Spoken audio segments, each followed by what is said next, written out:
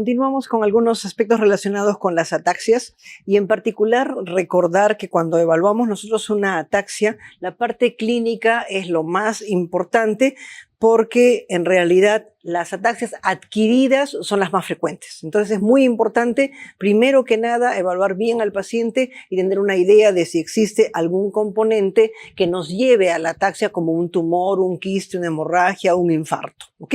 Y después de eso, en relación a la historia familiar, vamos a encontrar el componente genético. En nuestro país ya tenemos un panel para las ataxias dominantes más frecuentes también como diagnóstico molecular cuando hay historia familiar. En ese sentido, las ataxias dominantes son muchísimas. Hemos mencionado 48. Retener 48 y creciendo, porque hasta antes de la pandemia eran como 40, ahora ya estamos en 48. ¿Ok? Entonces, ¿qué recordamos de las ataxias genéticas dominantes? La ataxia 3 y la ataxia 10. Son las dos que tenemos que recordar. La ataxia 3 y la ataxia 10. Y las ataxias recesivas, la ataxia de Friedreich. La ataxia de Friedreich, que vamos a ver en detalle en neuropediatría. Igualmente, un detalle interesante podría ser, por ejemplo, una pregunta, ¿no? ¿Cuál es la ataxia más precoz de todas? La que empieza antes de las ataxias hereditarias. Es una ataxia recesiva rara, la ataxia telangiectasia, que inclusive al año de edad se puede ya manifestar, ¿ok? Al año de edad se puede manifestar. Es decir, el bebito empieza a ponerse de pie y ya está manifestando ataxia en el momento en que se pone de pie. Es una ataxia que vemos en el país, sobre todo en oncología, en pediatría. Viene con leucemia y con una serie de problemas de inmunodeficiencia. Es por eso que se ve, sobre todo, en entidades donde se ve leucemia. Es, por lo demás, rara. Ya tenemos entonces, recuerden ustedes, paneles de ataxia dominante en nuestro medio. Y en el Perú, primero en el mundo, colegas, ¿cuál es la ataxia dominante de las 40 y no sé cuántas que hay? Más frecuente. Es la ataxia número 3. ¿Ok? Entonces, todos dijimos en el Perú, las familias con ataxia deben ser ataxia 3. ¿Por qué ataxia 3? Porque es una ataxia de origen portugués. ¿Y por qué es la más frecuente a nivel mundial? Porque los portugueses eran marinos y en la época de la gran expansión portuguesa, los marinos portugueses iban por todo el mundo. Donde no llegaron fue en la costa del Pacífico, tanto en el hemisferio norte como en Centroamérica, como en Sudamérica. Por la parte del Pacífico no llegaron, pero en el resto del mundo, la ataxia 3, una ataxia de origen portugués, es la más frecuente que pisa la tierra. Cuando nosotros empezamos a analizar las ataxias dominantes en el Perú, ¿qué es lo primero que dijimos? Tienen que ser familias con ataxia 3. Entonces empezamos a tomar pacientes y tratar clínicamente de analizar los diferentes grupos de ataxia. Y dijimos, esto debe ser ataxia 3. Una vez que hicimos toda la parte intelectual, con colegas de biología molecular, empezamos a hacer los métodos diagnósticos y estábamos felices porque teníamos la metodología para diagnosticar sobre todo la ataxia 3. ¿Qué resultó? Que nuestra amiga, la ataxia 3, de todas las familias que teníamos, miren, 3%. Hasta pensamos que estaba mal nuestra técnica y le hicimos verificar, pero nuestra técnica estaba bien. Entonces, en el Perú, primer detalle, la ataxia 3 no es la más frecuente. Y luego empezamos a analizar las otras ataxias y hemos encontrado que la ataxia 10 es la más frecuente en nuestro país. La ataxia 10. La ataxia 10 es una ataxia amerindia. Es una mutación que afecta a los países que estamos en el borde del Pacífico. Se encontró primero en México. Y todo el mundo pensó que era un efecto fundador en México y que luego había bajado al resto del continente. Posteriormente aparecieron familias con ataxia 10 en descendientes de amerindios norteamericanos, Sioux y otras tribus. ¿ok? Entonces se dijo, ah, no, la mutación fue un poquito antes. Y después de eso aparecieron familias con ataxia 10 en Oriente, incluido Japón. Entonces, esta es una ataxia que ha venido desde la migración a través del estrecho de Bering, ¿ok? A través del estrecho de Bering. Es una ataxia amerindia, podríamos decir, ¿ok? Y de Oriente. La ataxia 10 es la ataxia dominante más frecuente que hay en nuestro país, y luego de eso unos cuantos casos de ataxia 3, ¿ok?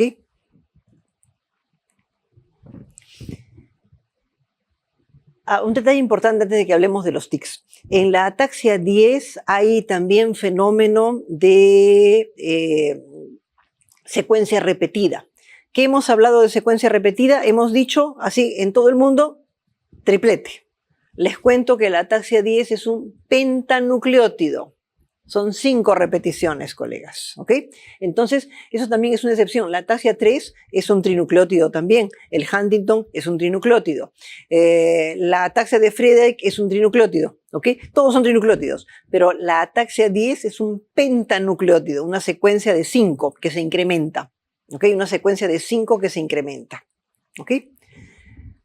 Detalles nacionales también sobre el componente genético. ¿Dónde está el principal grupo de familias con enfermedad de Huntington, colegas? Cañete, el Valle de Cañete, ¿ok? Y otro grupo de familias con Huntington menos estudiado se encuentra en Arequipa. ¿Ok? Arequipa y Cañete. Cañete es el grupo más numeroso y es el grupo realmente mucho más estudiado. Si uno analiza la migración, vamos a ver que en la época de nuestro maestro, el profesor Cuba, la gran mayoría de familias estaban en Cañete.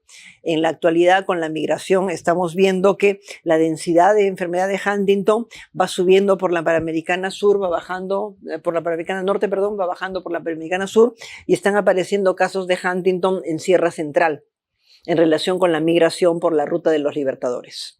Okay, entonces las familias van migrando y la enfermedad se va extendiendo a diferentes partes en nuestro país. ¿Okay? Otro movimiento involuntario importante, en particular en neuropediatría, es la enfermedad de los tics, los movimientos involuntarios de tipo tic.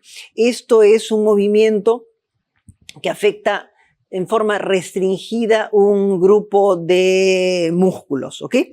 Los tics más frecuentes en realidad son los tics sencillos que no tienen ningún componente de otros sistemas afectados.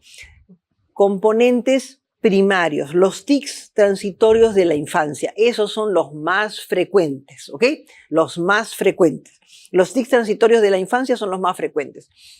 Generalmente al inicio de la escolaridad, el niño tiene tics localizados y fijos en la región craneal. Es muy frecuente, por ejemplo, el cierre de los ojos, es muy frecuente el movimiento de la boca, pero es el mismo tic, no cambia.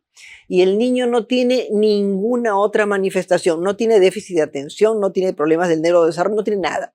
El niño está sano y transitoriamente, dura varios meses, hace un tic motor, ¿de acuerdo? Eso es lo más frecuente que pisa la tierra. Generalmente no requiere tratamiento, solamente se autolimita. Algunos de estos niños con tics pueden tener asociados componentes de ansiedad que han servido para desencadenar los tics. Hay que explorar un poco el componente familiar, el componente personal del niño, para ver si hay algún componente de ansiedad. Y luego del tic transitorio de la infancia, viene el tic motor crónico, menos frecuente. En cada una de nuestras promociones tiene que haber algún colega que tiene algún tic motor crónico, que ya sabemos que cuando no durmió, no comió, está de mal humor, desaprobó el examen, tiene su tic, ¿no es cierto? Que hace muy frecuentemente pericular. Pueden haber otros tics motores crónicos, pero son fijos. O sea, todo lo que es benigno, sencillo, no cambia. Sea transitorio o crónico, no cambia. Es siempre el mismo, siempre localizado y siempre motor. En cambio, el síndrome de Gilles de la Tourette, este es el componente de enfermedad de los tics, donde el tic es uno de los componentes. Fíjense ustedes en el detalle. Tic motor simple o más complejo, fluctuante. Algunos de estos tics en realidad ya parecen rituales. De tal manera que uno de mis pacientes, por ejemplo, en el descanso había un espejo para que uno se acomode antes de salir y el paciente pasaba delante del espejo y se tenía que frotar 3 veces la ceja. Este tic le duró como medio año. En ese proceso perdió la ceja. ¿Okay? Se eliminó todos los folículos. ¿Okay? De allí cambió a diferentes componentes de tics sensitivos, motores y rituales. En algún momento uno de los tics era, por ejemplo, escupir. De tal manera que para acercarnos al paciente todos nos cubríamos con una toalla, avanzábamos hasta detrás de él y nos poníamos detrás del paciente y conversábamos con él, prácticamente con él de espaldas. Y él seguía escupiendo. Ese tic le duró también casi medio año. ¿Okay? Y así van cambiando los tics. Pueden ser ruidos. Muy frecuentemente hay vocalizaciones. Y una cosa que se discute y que inclusive es motivo de presentaciones en la televisión, la coprolalia, es decir, que la persona diga groserías. Pero en realidad un tic es un fenómeno de desinhibición, ¿verdad? Falta de control. Entonces, en las culturas donde decir groserías es muy mal visto, las personas con Gilles de la Tourette rara vez dicen groserías. En cambio, en nuestras culturas, donde las groserías son toleradas, por así decirlo, ¿no es cierto? La presencia de personas que digan groserías de golpe es mucho más frecuente. Hay películas sobre esto, inclusive de docentes que tuvieron que explicarles a sus alumnos que decían groserías como parte de su componente de tic, ¿ok? Entonces recuerden este componente de Gilles de la Tourette. Es una enfermedad que comienza tempranamente como el tic motor transitorio, pero cambia. Primero un tic, luego otro, luego otro. No solamente son tics motores, son tics fonatorios, hacen ruidos, sonidos, dicen palabras, ¿ok? Además van a tener déficit de atención, van a tener comportamientos con desinhibición, tendencia a las adicciones, ¿ok? Tendencia a las adicciones. ¿Okay? Recuerden entonces, hay tics motores simples transitorios, tics motores crónicos, también simples, y los tics del síndrome de la Tourette. El síndrome de Gilles de la Tourette es un síndrome en donde hay tic motor, tic fonatorio, comportamientos rituales, déficit de atención, un montón de cosas. Dejamos este mundo de los movimientos involuntarios y vamos a ver algunos detalles acerca del sueño. Y quiero mostrarles un hipnograma. Primera observación. Este es un hipnograma que tiene que ver con un médico. ¿Será médico el dueño del hipnograma? Imagínense que es un colega que se acuesta 10:30, 11 y se levanta a las 7 de la mañana y un poquito más. O sea, no es uno de nosotros, ¿verdad? Porque los médicos somos, y el personal de salud, crónicamente deprivados de sueño. Siempre nos acostamos tarde y nos levantamos temprano, ¿cierto? Y si apagamos la luz, no dormimos. Porque en el ambiente, por ejemplo, muchas veces hay gente que está cabeceando, no porque no quiera prestar atención, sino porque está cansado, ¿verdad? Ok, entonces recordemos, este es un hipnograma normal. Miren hacia el lado izquierdo del hipnograma, aquí la persona donde está esta rayita está despierta, ¿de acuerdo? Ok. Luego, hacia abajo, los estadios del sueño. Estadio 1, 2, 3 y 4 son estadios de ondas lentas. Detalle importante. En los últimos años hay una tendencia en las escuelas que ven sueño a juntar el estadio 3 con el 4. ¿Ok? Juntan el 3 con el 4 porque técnicamente son muy difíciles de diferenciar en el electroencefalograma. ¿Ok? Entonces, últimamente estamos viendo 1, 2 y 3 nada más, el 3 y el 4 lo suman. Y luego viene el sueño REM, ¿ok? Interesante observar toda la arquitectura, porque miren ustedes, el sueño normal tiene una arquitectura compleja. Para empezar, todos los seres humanos nos despertamos en la noche, como están viendo. Pero son microdespertares. Yo estoy dormida, me despierto y me vuelvo a dormir. Es tan breve el microdespertar que la memoria no lo graba. Por consiguiente, nadie acá se acuerda, ¿ok? ¿Cuándo nos acordamos? Cuando nos despertamos y estamos más tiempo despiertos, ya la memoria lo graba y lo recuerdo al día siguiente, ¿ok? Entonces, microdespertares todos tenemos. Con los años, los microdespertares ya son despertares mayores.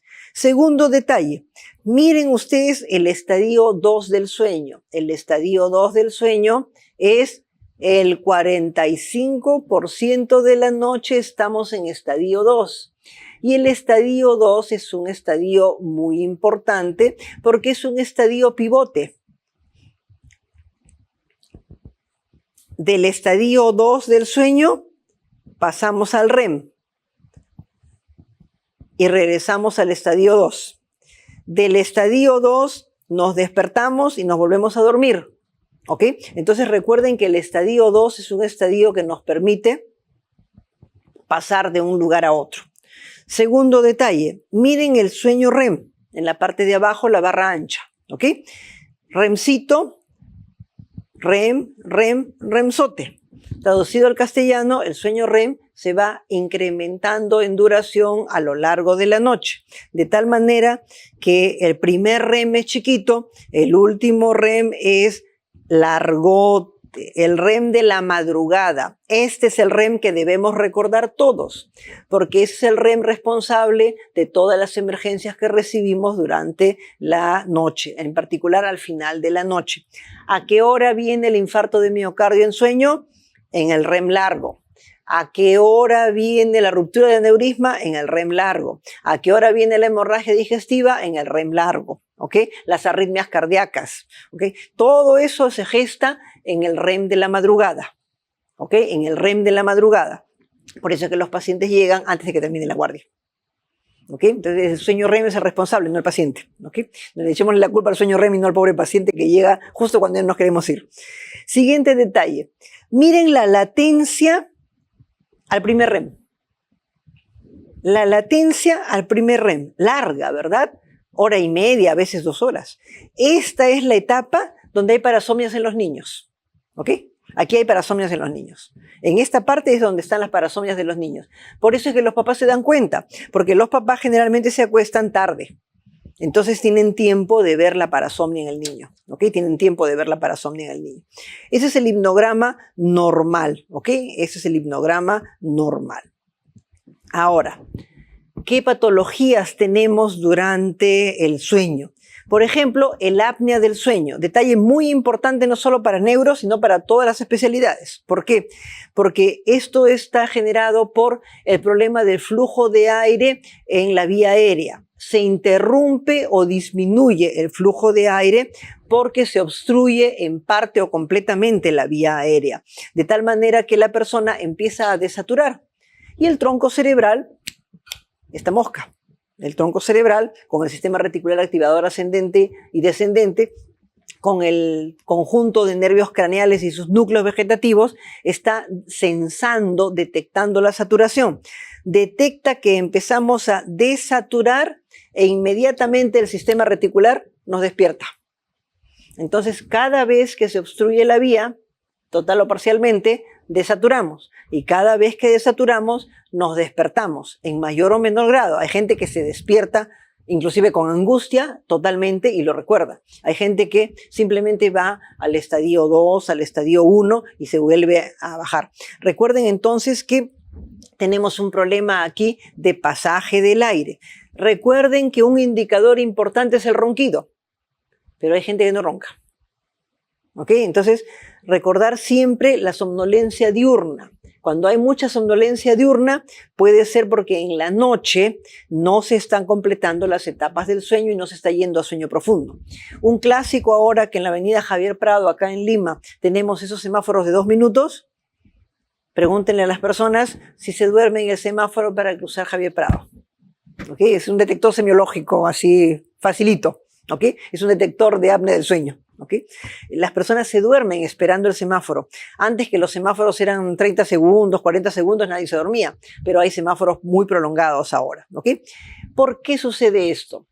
Obesidad, cuello corto, cara plana. Por ejemplo, las personas con síndrome de Down tienen la cara aplanada por delante y aplanada por detrás, el cuello es cortito y tienen tendencia a sobrepeso. Entonces, todo eso se junta en una sola persona. Las personas con hipertrofia de amígdalas, con paladar, velo del paladar caído, hay una serie de manifestaciones que pueden ocasionar esto. ¿Y cuál es el problema? ¿Por qué lo mencionamos? Porque tiene que ver no solo con neuro, hipertensión arterial, diabetes y problemas de manejo de la glucosa, arritmias cardíacas, enfermedad cardiocerebrovascular, o sea, infarto cerebral e infarto de miocardio, los dos, y un montón de cosas más que no está asociado ahora con el apnea del sueño. Es factor de riesgo tener apnea del sueño para hacer deterioro cognitivo. ¿Ok? Entonces es muy importante que preguntemos todo esto y tratar de corregir los factores y poder acceder, si es necesario, a un apoyo ventilatorio con CPAP. Ese es el componente, podríamos decir, relativamente de las patologías pesadas del sueño, más frecuente de las pesadas. Una patología pesada rara pero importante de detectar es la narcolepsia. Esto significa que yo estoy despierta y entro en REM de golpe. Traducido al castellano, como entro en REM, de golpe me duermo, me voy al piso y estoy soñando. Y cuando me despierto, les cuento un sueño.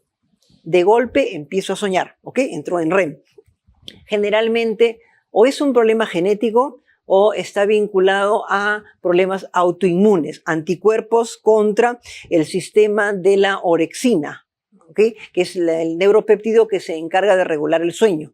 ¿Okay? Entonces podemos tener nosotros un problema inmunitario o un problema genético. El paciente tiene somnolencia durante el día, hace episodios donde bruscamente pierde el tono, hace hipotonía y se va al piso, ¿ok? Hace parálisis del sueño. Todos los que estamos en salud hemos hecho parálisis del sueño. ¿Quién no ha hecho, verdad? Las guardias nos perturban el esquema de sueño y nos puede pasar, y es absolutamente benigno, que me despierto y no me puedo mover. Y yo sé que si muevo mi pestaña o muevo mi dedito, ya me despierto, se desbloquea, ¿ok?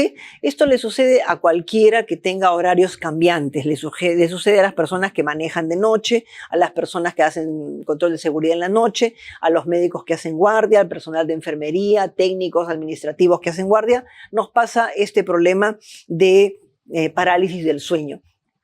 ¿Por qué? Porque cuando estamos en REM, colegas, ¿de dónde soñamos? La corteza se alimenta con acetilcolina. Mientras estamos despiertos, el tálamo, recuerdan que les mencionaba en neurofisiología, ¿quién despierta la corteza? ¿Quién es el Nescafé de la corteza? La acetilcolina. ¿Y cuál es la cafetera? El tálamo. El tálamo le envía golpes de acetilcolina para que nuestra corteza esté funcionando y nuestros órganos de los sentidos a través de las catecolaminas alimentan la corteza y estoy despierta. Pero en el sueño, en las ensoñaciones del REM, las ensoñaciones solo pueden venir de la corteza. La corteza tiene que funcionar, pero el tálamo está durmiendo. Entonces, ¿dónde está la otra cafetera? La otra cafetera es en el núcleo azulado, el locus ceruleus. Recuerdan, en el tronco había un núcleo como el locus niger, pero azulito. ¿Ok? Entonces, el locus ceruleus envía su acetilcolina a la corteza y empezamos a soñar. ¿Somos conscientes del medio? No, no hay catecolaminas. ¿Ok? Entonces recuerden, la corteza se despierta pero no recibe alimentación, no recibe catecolaminas. Está despierta, está trabajando y estoy soñando. ¿Y cómo está mi tono muscular en el REM? Totalmente flácido. Así como arriba el locus ceruleus activa la corteza, abajo, en el bulbo, hay un núcleo que inhibe las motoneuronas alfa y nos deja hipotónicos bien relajaditos. ¿Ok? Entonces, ese núcleo, ¿qué neurotransmisor tiene ese núcleo que inhibe todo? ¿Cuál es el neurotransmisor inhibidor más potente que pisa la Tierra? Con G. GABA. El núcleo reticular magnocelular del bulbo tiene GABA y le envía GABA a la motoneurona alfa y yo soy feliz porque estoy absolutamente relajada. ¿Ok? Entonces, ¿qué sucede en la parálisis del sueño? Ese núcleo del GABA se activa y debiera desactivarse porque me despierto y no se desactiva. A veces fallan las cosas. Por eso les digo que es absolutamente normal en nosotros que hacemos cambios de turno. ¿Ok? Estas personas van a tener parálisis del sueño seguido y es todo un problema porque el miedo que les da, se imaginarán a los niños con parálisis y sin poderse despertar, ¿verdad? Y hacen también ensoñaciones, puede estar uno dictando clase, por ejemplo, y como si aquí estuviera yo viendo un sueño. Soy consciente, estoy despierta, soy consciente que es uno de mis sueños, me han explicado. Yo sigo dictando la clase, pero ahí estoy viendo las ensoñaciones. ¿Okay? Es una entidad de lo más particular. Estos pacientes necesitamos mantenerlos despiertos. ¿Por qué hacemos esto? Para evitar que venga el REM. Entonces, ¿cómo hacemos para evitar que venga el REM? Metilfenidato. ¿Okay? Les vamos a dar medicamentos que sean altamente estimulantes y también tratamos de evitar algunos de los componentes que tienen que ver con la parálisis del sueño y otras cosas con diferentes tipos de medicamentos. Es una entidad rara, pero muy particular. Y lo más curioso de todo esto es que la crisis se puede desencadenar con una emoción. Una de mis pacientes estaba tomando un lonche con unas amigas de espaldas a la puerta del restaurante. Entonces estaban todas conversando, comiendo, y de pronto sus amigas de enfrente ponen una cara de horror mirando detrás de ella. Ella mira así y de pronto me cuenta, en su campo visual ve aparecer unos brazos ensangrentados. Y plop, le vino la cataplegia con la todo, se quedó dormida así. Y como en las películas, se cayó sobre la comida. ¿Ok? ¿Qué había pasado? Una persona con una alteración mental se había agitado afuera, había venido la policía, había habido toda una gresca. Producto de la pelea, el hombre estaba ensangrentado, por eso tenía sangre en las manos. Y entró corriendo desesperado, vio la espalda de mi paciente y la abrazó. Y resultado final, lo capturaron al pobre hombre y además mi paciente tuvo, según todo el mundo, se desmayó por la emoción. ¿No es cierto? Pero ella era consciente de que tenía narcolepsia cataplegia. Entonces lo que hizo fue un episodio de estos desencadenado por las emociones. Miren ustedes, un cuadro peculiar. Y por último, dentro de las alteraciones del sueño, probablemente la más frecuente de todas, la más frecuente, es el insomnio, ¿ok? 10% de la humanidad tiene insomnio crónico y hasta 40% tiene insomnio ocasional. No me van a decir los que me están escuchando si no han tenido insomnio en algún momento, ¿verdad? Con todos los tipos de cambios en nuestro ritmo que hacemos, ¿ok? Puede ser un insomnio propio de los cambios en nuestra vida. Hay insomnio en gestación, hay insomnio en la adolescencia, se corre el ritmo circadiano y el adolescente se quiere dormir a la 1, 2 de la mañana y lógicamente no se va a despertar a las 6 para ir al colegio. O sea, hay que sacarlo con un tecle de la cama, ¿no es cierto? Porque no hay forma de que lo saquemos. Y el día sábado el adolescente se duerme a las 2, 3 de la mañana y a las 3 de la tarde se levanta preguntando por su desayuno, ¿no es cierto? Entonces recuerden, en la adolescencia se desfasa el ritmo circadiano, se corre, porque eso es parte de la adolescencia. También puede suceder insomnio secundario a café, por ejemplo. Si tomamos demasiado café no nos deja dormir, a situaciones de salud que no nos dejen dormir, que perturben nuestro sueño, la construcción que está al lado de mi casa, en fin, alguna cosa de esas puede generar insomnio en relación a las cosas que hay alrededor. ¿Qué hacemos para el insomnio? Ideal es el componente de hábitos saludables de sueño. Traducido al castellano, tenemos que tener la cama para dormir y algunas otras cosas muy limitadas, pero para dormir, ¿ok? En la cama no estudiamos, en la cama no respondemos exámenes, en la cama no comemos, y como comprenderán, en la pandemia todo lo que he dicho no se ha vuelto así, ¿verdad? Ok, entonces tenemos que romper con todos esos hábitos que fijan la cama para otras cosas que no sea dormir. Segundo asunto, el televisor en la habitación. También eso perturba nuestro sueño porque el estímulo, así nos durmamos, el estímulo, el sonido está ingresando por el tronco cerebral y la estimulación luminosa de la pantalla está ingresando por la retina y está alterando nuestro ritmo circadiano. Entonces, algunas veces, en particular el gremio médico, llegamos tan estresados a casa que es difícil dormirse, ¿verdad? Y uno pone el televisor para que le ayude a concentrarse, pero tiene que apagarse el televisor. Entonces, botoncito y que se apague el televisor, o un alma caritativa que le apague a uno el televisor y uno se duerme después, para que el sueño transcurra en condiciones adecuadas y el hipotálamo no se perturbe, ¿ok? Podemos emplear melatonina. 1 hora antes de la hora que se desea dormir, se toma melatonina para reforzar la melatonina que tenemos nosotros mismos. Y podemos emplear, si es que no nos queda más remedio, inductores del sueño. ¿Ok? Zolpidem o zopiclona. Recuerden los inductores del sueño, colegas. El inicio del sueño es brusco. qué dice la gente mayor sobre las benzodiazepinas que toman para dormir. Yo me tomo mi alprazolam o mi clonazepam, me pongo a hacer mis cosas mientras hace efecto.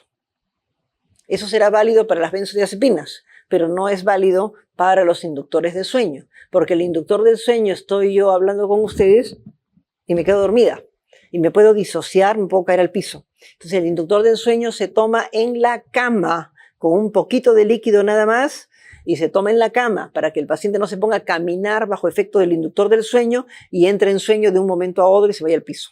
¿Okay? Accidentes han habido con la gente mayor. Entonces tengan cuidado cuando indiquen inductores del sueño. El inductor del sueño se emplea por unos cuantos días únicamente. Lo que hay que ver es la causa del insomnio para tratar de resolverlo. Y al final de todo, las benzodiazepinas. Si ya no queda más remedio, porque uno inicia batallas que sabe que va a ganar, ¿verdad? Entonces hay mucha gente mayor que por diferentes condiciones de vida ya están tomando inductor de sueño y benzodiazepinas y no tienen trastornos cognitivos. Esperemos. Entonces, recordémosle a las personas que la dosis más baja posible de la benzodiazepina y que hay que estar muy alerta porque el uso crónico de benzodiazepinas y a más dosis peor problema genera problemas de memoria y empeora los problemas de memoria que ya tiene la persona. Entonces, las benzodiazepinas al requete final, ¿ok? Recuerden los priones. Recuerdan cómo una proteína normal en contacto con la proteína prión la recluta, ¿verdad? Ok. Les cuento que hay una enfermedad por priones que se llama insomnio fatal. Y en las estructuras del sueño empiezan a formarse proteína prión anormal, ¿ok? En alrededor de 2 años las personas mueren porque ya no pueden dormir. Va depositando priones en todos los centros vinculados al sueño. Y por último, en sueño tenemos que recordar movimientos involuntarios que están de moda, ¿ok? ¿Cuál es el movimiento involuntario que está de moda? El síndrome de las piernas inquietas. Esto significa que a la hora que la persona se quiere recostar a dormir, hay una tremenda incomodidad y una necesidad tremenda también de mover las piernas. Y la persona tiene que salir de la cama, caminar, se vuelve a acostar, le vuelve a molestar, etcétera, etcétera. Aquí, 2 alternativas. O vías dopaminérgicas o vías del metabolismo del hierro, ¿ok? Es importante que la persona tenga descarte de varias cosas. La polineuropatía común y corriente, como la de los diabéticos o la de la falta de la vitamina B12, puede ser un factor en relación con síndrome de piernas inquietas. Y además, la deficiencia de ferritina puede dar también piernas inquietas. Por consiguiente, a estas personas hay que evaluarles si tienen neuropatía, si tienen deficiencia de ferritina. Se ha asociado también en forma ocasional al embarazo, puede ocurrir durante el embarazo y puede estar asociado con algunos medicamentos, ¿okay? Algunos antidepresivos, por ejemplo, ¿okay? ¿Qué se hace con estas personas? Se emplea productos que aumenten el GABA o se emplea productos que refuercen un poco la dopamina. Aumentando el GABA o aumentando la dopamina, esto puede mejorar y en los que tienen problemas de ferritina, de reposición de hierro. El movimiento involuntario asociado al inicio del sueño de síndrome de piernas inquietas es probablemente lo que más está de moda y el epónimo Willis Egbon está en la parte baja, ¿okay? Porque me temo que en nuestro país todavía preguntan por los epónimos, ¿no es cierto? No, okay. Por último, parasomnias. Las parasomnias son un componente importante, son problemas episódicos que ocurren en la transición entre el sueño y vigilia o en ciertas fases. Las parasomnias que no son del REM, o sea, las de ondas lentas, son las de los bebés, las de los niños, perdón, las de los niños. Aquí tenemos sonambulismo, terror nocturno, enuresis y algunas veces en los niñitos despertares en donde hay confusión. ¿Ok? Esas son las parasomnias vinculadas al sueño de ondas lentas. Entre la hora de acostarse y medianoche más o menos ocurre la gran mayoría. ¿Ok? Es de cajón niños, raro en adultos, es muy raro en adultos. Y en realidad lo que hay que hacer es un tratamiento de apoyo a los niños y a los padres particularmente y pueden responder a benzodiazepinas. Se imaginarán Clonazepam en niñitos pequeños, poco recomendable por el neurodesarrollo, poco recomendable, ¿ok? Lo ideal es que se maneje conductualmente y si hay que usar una benzodiazepina, la menor cantidad posible que sea efectivo, ¿ok? Las parasomnias que tienen que ver con el REM ya las sabemos. El trastorno de comportamiento del sueño REM en las personas candidatas a Parkinson. ¿Ok? Son las personas que no tienen atonía durante la ensoñación y actúan su sueño, ¿ok? Actúan su sueño. Esto recuerden que está asociado a la enfermedad de Parkinson en particular, o puede ocurrir 2, 3 años antes de hacer la enfermedad de Parkinson. Gente mayor, siempre preguntarles por este componente. Y por último, en la parte baja, otras alteraciones del sueño, ¿verdad? Creo que todo el mundo está al tanto de esto porque muchos de las tenemos. Cambio de uso horario. Nos vamos al hemisferio norte y peor todavía si vamos para Europa. Nosotros estamos a la hora de almuerzo en el momento en que todo el mundo está durmiendo. Y a la hora en que ellos almuerzan, nosotros estamos en pleno REM, ¿no es cierto? Estamos totalmente desfasados. Y nos puede costar 2, 3 semanas, a veces un mes, cambiar de horario, Algunos colegas, por ejemplo, no toleran las guardias, ¿verdad? Hay colegas que cogen especialidades porque no hacen guardia, porque no toleran las guardias lo descompensan tremendamente, no se adaptan a los cambios de turno y hay personas que son, como me dijo uno de mis maestros, yo soy gallina, ¿ok? A las 7, 8 ya estoy bostezando, a las 9 no puedo más, pero a las 5 de la mañana estoy en pie. Entonces su sistema horario está desfasado, se adelanta. Hay personas que trabajan toda la noche, 3, 4 de la mañana, se están durmiendo recién y se levantan, pues, lógicamente, a las 9 o 10 de la mañana. Está corrido. Se puede adelantar, se puede atrasar su ritmo de sueño. Son ya costumbres o cambios propios de la persona, no necesariamente indican patología. Dejamos de lado el sueño y algunos detalles de enfermedades de motoneurona, para lo cual me permito recordarles esa vía que todo médico debe recordar hasta el fin de sus tiempos, no importa su especialidad. La vía motora. La vía motora tiene 2 neuronas. La primera neuronita va desde la corteza motora, baja por la cápsula interna, baja por el tronco en su parte de adelante, pasa al otro lado en la gran decusación motora, ¿recuerdan? Y se va a buscar a su motoneuronita alfa en la médula. Podría ser que su motoneuronita alfa esté en algún nervio craneal. ¿Ok? Hay un componente cortito y hay el componente clásico recontra largo. Y la segunda neurona se encuentra en el núcleo del nervio craneal motor o se encuentra en el asta anterior de la médula espinal. Reglas de la primera y la segunda neurona.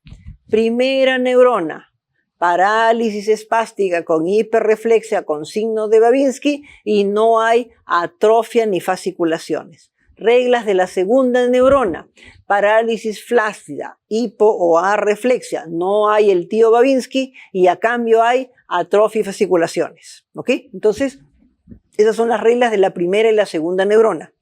Recuerden ustedes que tenemos en la médula espinal motoneuronas alfa, pero no olvidarse, los núcleos de los nervios craneales motores son motoneuronas alfa, ¿ok?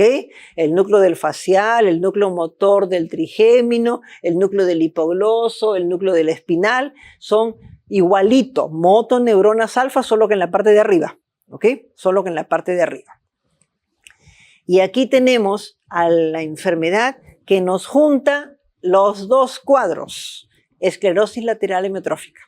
Los 2 cuadros están juntos, la primera y la segunda neurona.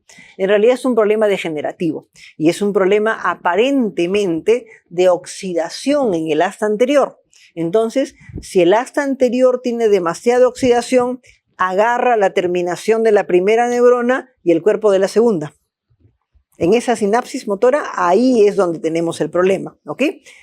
Las formas familiares, como siempre, son solo 10%, ¿verdad? Igualito que en Parkinson, Alzheimer, en cualquier otra cosa, 10% las formas familiares, ¿ok? Y esta es una enfermedad brava. Miren ustedes que el promedio de sobrevida es alrededor de 3 años. Es rara la persona que vive más que esto. detalles que dicen las reglas. ¿Qué dicen las reglas? No hay componente sensitivo, no hay componente de esfínteres, no hay componente de movimientos oculares. Sin embargo, el mundo está cambiando, porque ahora las personas con esclerosis lateral amiotrófica se pueden colocar un equipo de ventilación asistida y sobrevivir 10 años, 15 años. Entonces, cuando estamos frente a la evolución no natural de la enfermedad, podemos ver que los globos oculares también se comprometen y ya no pueden mover los globos oculares. Podemos ver que los esfínteres también se comprometen. Pero recuerden, esa es la evolución no natural de la enfermedad, ¿ok? Igualmente, ELA puede afectar lo clásico, la médula, ¿verdad? Pero ya les he dicho, hay vía motora y motoneurona alfa en los núcleos de los nervios craneales, el macetero, los músculos del rostro, los músculos de la lengua, los músculos del cuello. Entonces, podemos tener esclerosis lateral amiotrófica que afecta clásicamente la médula o que empieza a tomar el bulbo o que comienza por el bulbo.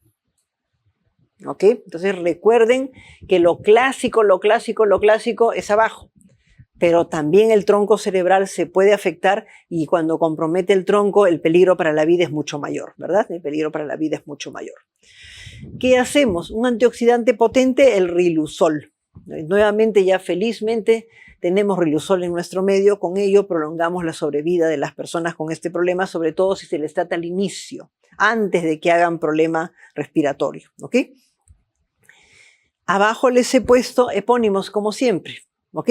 Esto se llamaba la enfermedad de Charcot hasta hace unos cuantos años atrás, porque fue Jean-Martin Charcot quien la descubrió, ¿ok? Quien la describió. Pero ahora se llama la enfermedad de Lou Gehrig, a raíz de un deportista americano que hizo esta enfermedad y que ha cambiado el nombre. Ahora le llamamos la enfermedad de Lou Gehrig, ¿ok? Miren ustedes algunos detalles que pueden parecer esclerosis lateral amiotrófica. Miren acá. Cavidades siringomiélicas. Entonces, en la médula, la vía piramidal y la motoneurona alfa, ¿verdad? Y una cavidad acá que también daña las dos. Primera neurona y segunda neurona, y miren la segunda lámina. El canal se empieza a cerrar y lógicamente aplasta esas estructuras.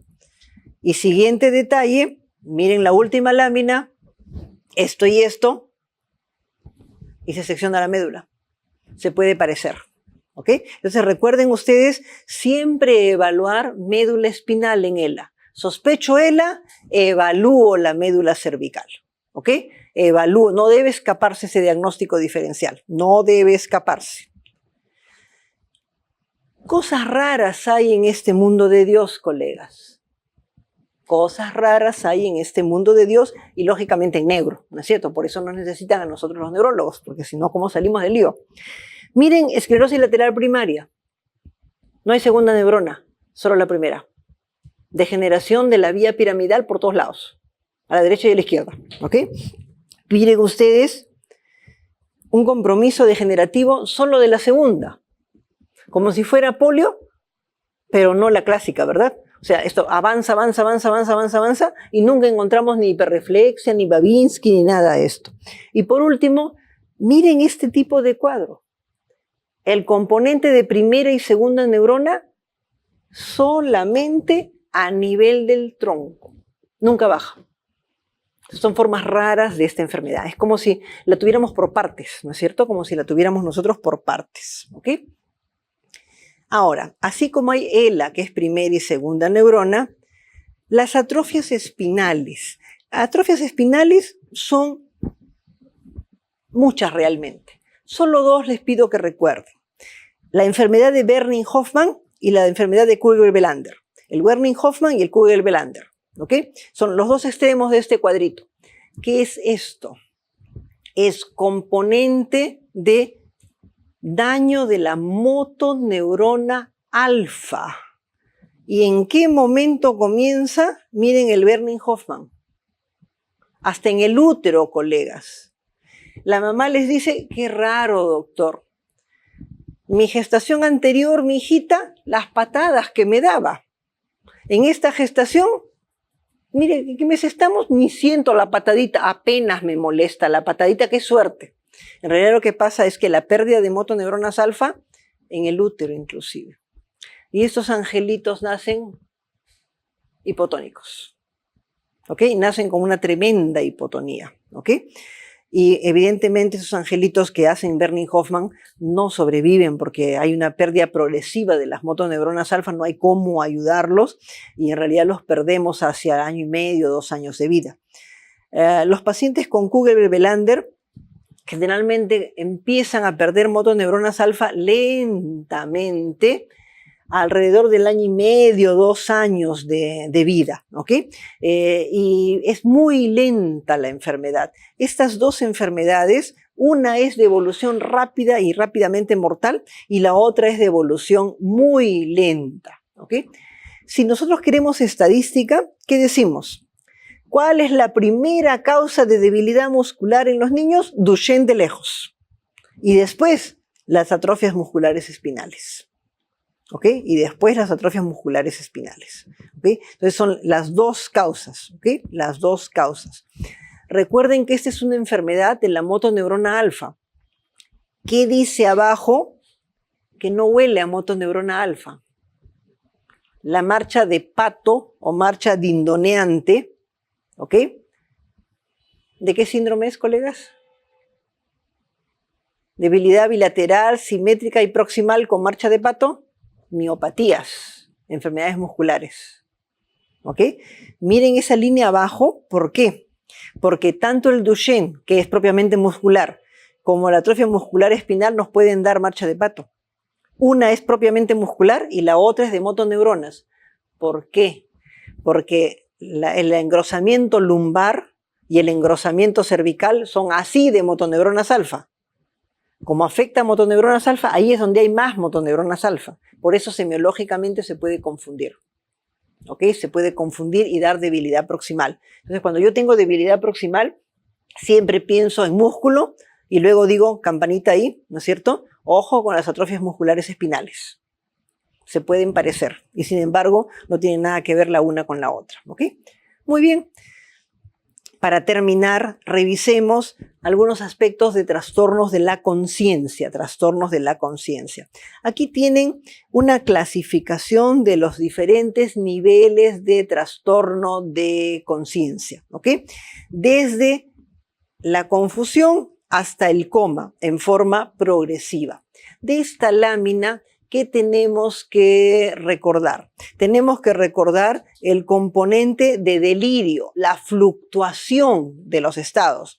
¿Por qué? Porque cuando hay fluctuación, colegas, eso es orgánico. Lo primero que hay que buscar es fármacos, electrolitos, infección, alguna cosa, algo está pasando. Cuando el paciente hace delirio, tiene que haber algún problema de por medio y este es una bandera roja en los trastornos de conciencia porque algo puede estar pasando y si lo encontramos no vamos a llegar al final. ¿Ok? Entonces, estén muy alerta, por favor, al componente de delirio. El otro aspecto a recordar es que esto es progresivo. ¿Ok? Esto es progresivo. Entonces, si el paciente está en confusión, no es para que estemos tranquilos, es para que tomemos todas las medidas para ver por qué se confunde, porque debajo va a venir el coma. ¿Ok? Entonces, siempre recordando los niveles de alteración de la conciencia. Igualmente, recordemos que nuestro gran motor del nivel de conciencia es la formación reticular. Nuestro gran disparador del estado de conciencia es el tálamo. ¿Y quién nos mantiene despiertos una vez que el sistema reticular dice actívate y el tálamo dice actívense los dos lados? Los hemisferios cerebrales. Entonces, las lesiones del sistema reticular, del tálamo y de los dos hemisferios cerebrales pueden trastornar nuestra conciencia, ¿ok? Y para ello tenemos que recordar en particular nuestra querida escala de coma de Glasgow. Primer detalle, ¿para quién fue diseñada esta escala? Fue diseñada y estandarizada y validada para traumatismo encefalocraneano. ¿Ok? Entonces recuerden ese detalle. ¿Por qué? Porque ¿para qué la usamos? Para todo. Es fácil de usar, ¿verdad? Pero recuerden que técnicamente sí no ha sido validada para otras cosas. Ha sido validada para traumatismo encefalocraneano, para eso fue fabricada, ¿ok? Entonces, recuerden ese detalle, ¿por qué? Porque la usamos, eso es verdad, la usamos muchísimo, ¿verdad? Pero recuerden ustedes para qué fue hecha originalmente. Segundo detalle. La escala de coma de Glasgow tiene un componente de respuesta motora, respuesta verbal y respuesta ocular. ¿Ok? Entonces recuerden esos tres componentes. Y luego se fijan ustedes en los puntajes. 1 al 6, 1 al 5, 1 al 4. Traducido al castellano, ¿hay 0? No hay 0. El puntaje más bajo es 3 y el puntaje más alto es 15. Les he colocado así como la ven ustedes por los puntos para que recuerden más fácilmente. Motor tiene 6, verbal tiene 5, ocular tiene 4. ¿Ok? Y se van a acordar MVO para que recuerden los puntajes, así no se confunden. Siempre, siempre, siempre no hay, no es 1. Cuando no hay respuesta es 1. ¿Ok? Cualquier cosa es 1. Ya saben que parten eso de 1. Y el extremo es, según sea la letra M, la letra B o la letra O, 6, 5, 4. Más o menos para que puedan ustedes recordar. El gráfico que está a la izquierda de ustedes corresponde a las imágenes clásicas de las pinturas de Netter, ¿verdad? Netter hacía pintura en acuarela, era médico, y con un grupo de médicos y de artistas ha perfeccionado todo esto. Netter ya falleció, pero su equipo sigue trabajando, por eso seguimos viendo ilustraciones con esta calidad y bastante didácticos realmente, por eso he colocado la lámina al costado, ¿ok? Recuerden ustedes que todos estos componentes son importantes en cuanto a su definición, pero nuestro Waterloo, ¿dónde ha estado? Flexión anormal y retira, ¿ok? Entonces, la flexión anormal es la doble hemiplegia, ¿ok? Y luego, entre retira y localiza, ¿cómo hago? Acuérdense, lo más reciente y ha ocurrido durante la pandemia, la clavícula, ¿ok? Lo que antes le llamábamos retira es levanta el bracito hasta antes de la clavícula y localiza después de la clavícula, ¿ok? Entonces pongan una rayita entre localiza y retira y esa rayita háganla como si fuera la clavícula. ¿Ok? Así, cuando les digan retira o localiza, ya saben, por debajo de la clavícula, por encima de la clavícula. Las nuevas tablas están saliendo con flexión por debajo de la clavícula, flexión por encima de la clavícula. ¿Ya? Para que tengan ustedes en cuenta este detalle. Practiquen esto porque la escala de coma de Glasgow, como docente les puedo decir, se presta para hacer 800 preguntas. ¿No es cierto? Ok. Entonces, aquí está la mejor y la peor respuesta. Recuerden una cifra, 8. Menor o igual de 8 pasa a ser severo e intubación. Ustedes dicen 8 y ya están ahí intubando. ¿Ok? 8 y ya están ustedes haciendo la intubación. O sea, en 9 ya lo están moviendo el paciente, ¿no es cierto? Estamos buscando todo, miren ese paciente, ojo con ese paciente. ¿Dónde está todo el equipo, el tubo? Todo tenemos listo cuando ya estamos en 9. Porque si esperamos a que estén 3, queridos, ya hay más daño cerebral. Entonces la idea es intubar antes de que se genere más daño cerebral. Por eso la cifra mágica es 8, ¿ok? Y eso también les permite a ustedes, alguna vez catalogan el traumatismo encefalocraneano leve, moderado y severo, ¿ok? Entonces, ¿qué tienen que recordar? Tienen que recordar 14 y 15, que es leve. De 8 para abajo, lógicamente severo, hay que intubarlo. Y lo del medio es moderado. Así fácilmente van a poder acordarse. Acuérdense de 8 por la intubación y de 14 y 15 para lo leve. ¿Ok? 14 y 15 para lo leve.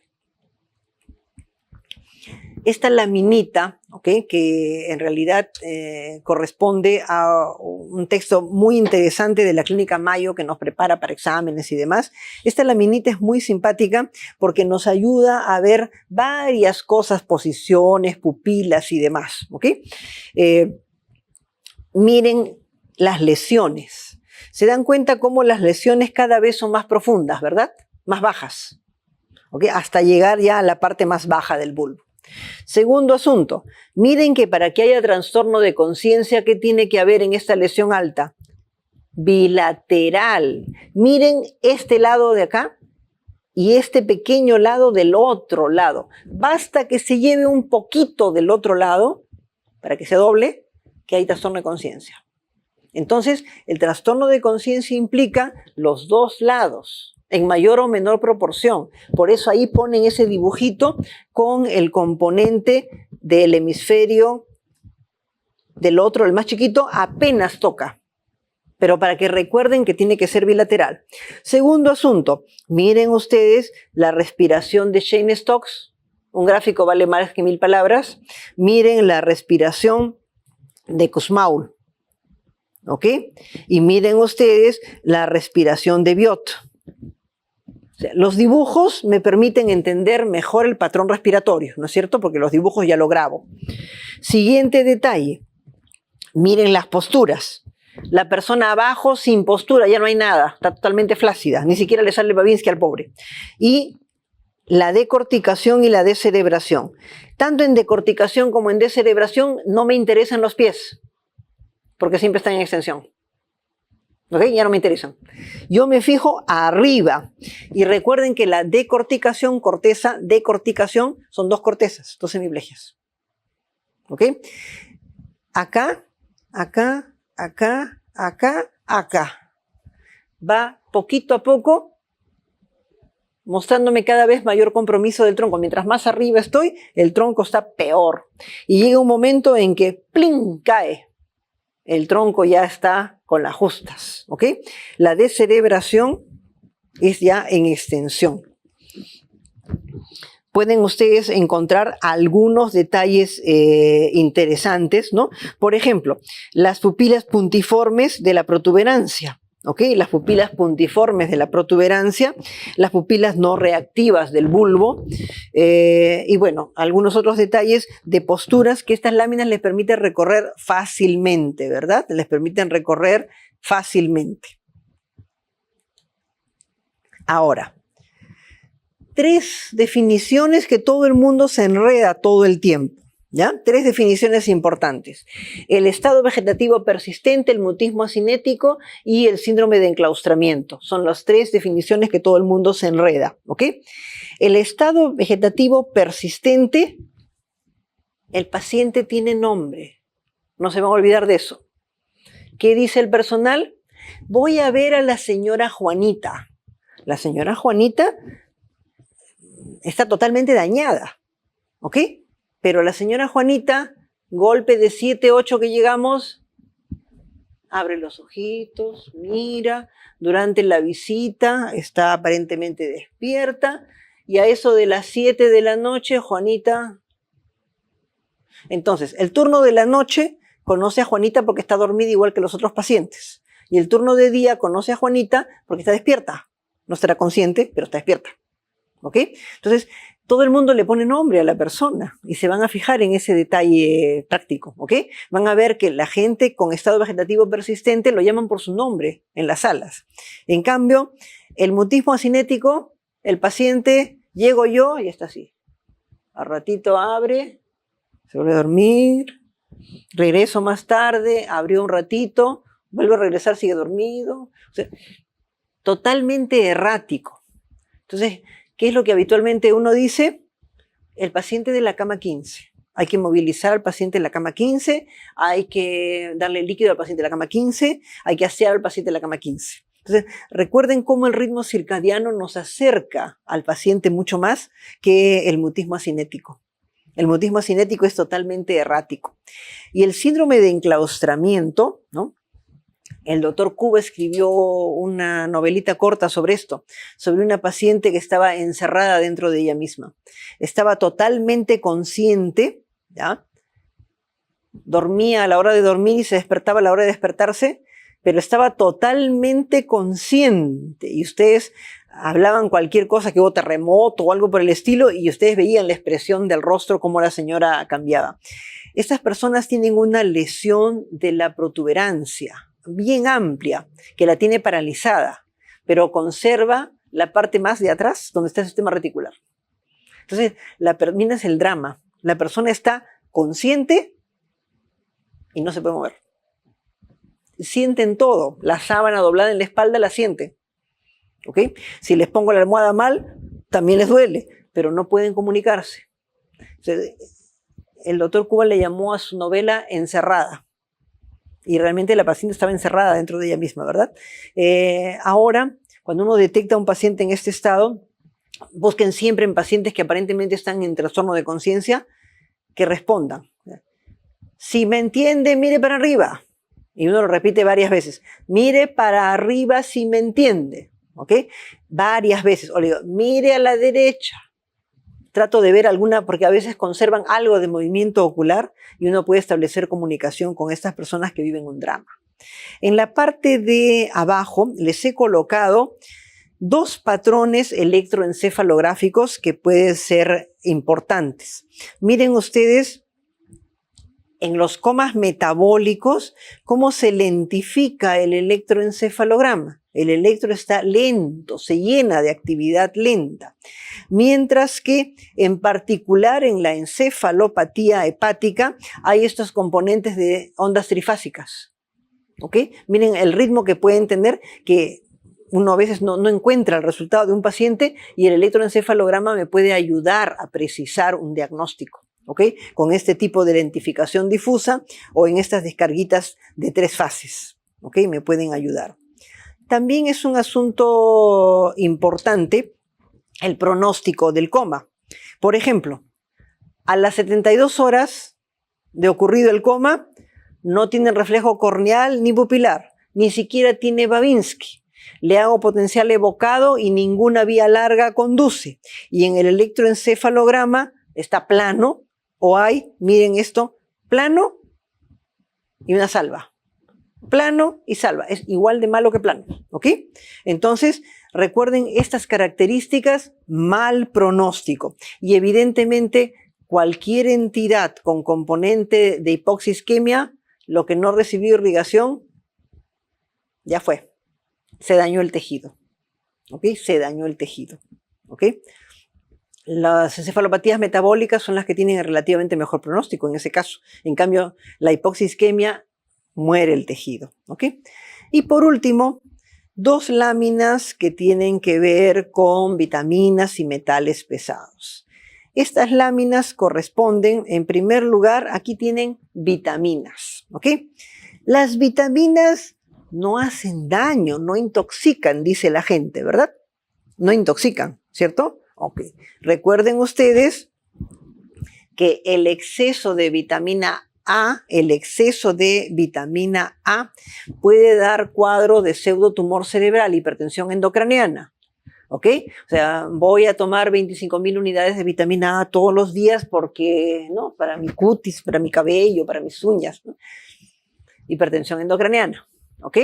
Y la gestante, por efecto de las hormonas, se ve linda. Pero algunas veces, algunas gestantes quieren tomar exceso de vitamina A. Lo mismo, malformación en el bebé. La vitamina A da malformaciones en los bebés, malformaciones cerebrales, ¿ok? Recuerden este detalle, ¿ok? Igualmente, recuerden el exceso de piridoxina. También el exceso de piridoxina nos puede ocasionar neuropatía, ¿verdad? Recuerdan esto de tuberculosis, ¿verdad? Ok, la isoniazida me baja la piridoxina y me da neuropatía. Entonces, el blister que tiene, todos sus componentes, isoniazida, todo lo demás, y vitamina. Y la persona dice, antibiótico, vitamina. ¿Una vitamina? Empiezan a revisar. Una es muy poquito, no vaya a ser que me dé neuropatía. Y se toma un montón de piridoxina, resultado final, neuropatía. ¿Ok? Entonces recuerden que sí hay vitaminas que nos dan problemas, ¿ok? La deficiencia de B12 no necesito mencionarles mucho, ¿verdad? Ya hemos hablado bastante del cordón posterior. La gente mayor con atrofia gástrica tiene todo un problema de mala absorción de vitamina B12, separa sus piernitas y mira hacia abajo, ¿no? Y si le pedimos que cierre los ojos, peor todavía, por eso van al baño a oscuras y se caen. ¿Ok? Entonces siempre en la gente mayor revisen el nivel de vitamina B12. ¿Ok? Evidentemente la vitamina B12 y el ácido fólico son fundamentales para el cierre del neuroporo posterior. Ergo, tenemos que tener nuestro pan suplementado con ácido fólico para disminuir las malformaciones, ¿ok? Disminuir las malformaciones, ok. La deficiencia, el exceso de vitamina E, a ver, el exceso, no está ahí, el exceso de vitamina E, ¿cómo actúa? Como aspirina, colegas. Persona mayor que se cae, lo están suturando y maldición india, sangra, sangra, sangra, ¿qué pasa? ¿Ok? O tomó aspirina o se puso adentro del pecho y espalda vitamina E. La vitamina B en exceso es antiagregante. ¿Ok? Entonces, ojo cuando estén de guardia y estén suturando a una persona mayor. ¿Ok? Bien. Aspirina o vitamina E. La falta de absorción de vitamina E también nos da polineuropatía. Miren en cuántos he marcado PNP, ¿no es cierto? PNP, en varios está marcado, ¿ok? Tal vez recordar en particular la tiamina, colegas, porque la tiamina nos puede dar Wernicke-Korsakoff, aparte de polineuropatía. Ahí tenemos el beriberi, tenemos el Wernicke-Korsakoff, la vitamina B1, la tiamina se presta, ¿no? Se presta para varias preguntas. Entonces recuerden que ahí hay varias alternativas. La vitamina B3 es un clásico. Es un clásico. ¿Recuerdan? DDD, demencia, dermatitis y diarrea. Demencia, dermatitis y diarrea, las 3 Ds. Es un clásico también, ¿ok? En nuestro medio poco frecuente, pero en algunas comunidades que se quedan aisladas, por ejemplo, en el hemisferio norte a raíz de huracanes han habido comunidades que se han quedado aisladas varios meses y no han recibido flujo de alimentos. O sea, han comido lo que tenían ahí y han entrado en deficiencia, ¿ok? No es frecuente. De la piridoxina también recuerden las crisis convulsivas en el neonato y no para. Y hemos descartado todo lo habido y por haber y le hemos puesto todos los anticonvulsivantes que encontramos, llamamos a todos los neuropediatras y nada. Recuerden, deficiencia de vitamina B6 en las crisis convulsivas neonatales resistentes a tratamiento. ¿Ok? Eso es más o menos todas las cosas que tenemos que tener en cuenta. Grosso modo, revísenlo con calma. Y en el caso de los metales, en particular los metales pesados, que ven a simple vista kilos de polineuropatía. ¿Ok? Tenemos polineuropatía en mercurio inorgánico, en mercurio orgánico, en plomo, en talio, hay neuropatía, ¿verdad? Otro componente importante. Pérdida de cabello y esas líneas de MIS que vemos siempre en los gráficos, ¿no es cierto? En el arsénico, envenenamiento por arsénico a propósito o de casualidad. Recuerden el manganeso como Parkinson, colegas. Un grupo de mineros chilenos mineros informales, se metió una mina de manganeso que estaba cerrada y se metieron lógicamente informales sin protección. A los 3 meses, los 6 hicieron Parkinson. Okay, es un clásico eso, es un clásico, ¿ok? Ok. Mercurio orgánico, recuerden ustedes el metilmercurio, ¿ya? Sí, en intoxicación aguda nos va a dar encefalopatía, neuropatía, un montón de cosas horribles. Pero el metilmercurio es una exposición ocupacional. Ya las empresas que emplean metilmercurio son poquísimas y el personal está sometido a un screening permanente. Esa era la clásica demencia del sombrerero. ¿Recuerdan? ¿Ok? Como se llama, Alicia en el País de las Maravillas, el personaje del sombrerero está hecho en base a la intoxicación por mercurio, por si acaso. El etilmercurio, ya sabemos, no da componentes de ningún tipo difícil. Junten todo el etilmercurio de todo el esquema de vacunación que tenemos y no llega a ser tóxico. Y el etilmercurio se elimina, el metilmercurio se queda. ¿Okay? El etilmercurio se elimina. ¿Por qué tienen en los inyectables y las gotas etilmercurio? Para que no haya sobrecrecimiento bacteriano. Como hincamos el frasquito varias veces, para que no haya sobrecrecimiento bacteriano. ¿Okay? Y ahora ya la mayor parte de las vacunas están llegando monodosis, ¿no es cierto? Monodosis, para que no haya necesidad de ponerle nada más. ¿Qué otra cosa? Alopecia hay 2 por si acaso, el arsénico y el talio, los dos dan alopecia. ¿Okay? Y tal vez comentarles en el talio la neuropatía que duele. ¿Qué neuropatía duele? La de la diabetes, ¿verdad? La diabetes puede dar motora sensitiva y dolor neuropático.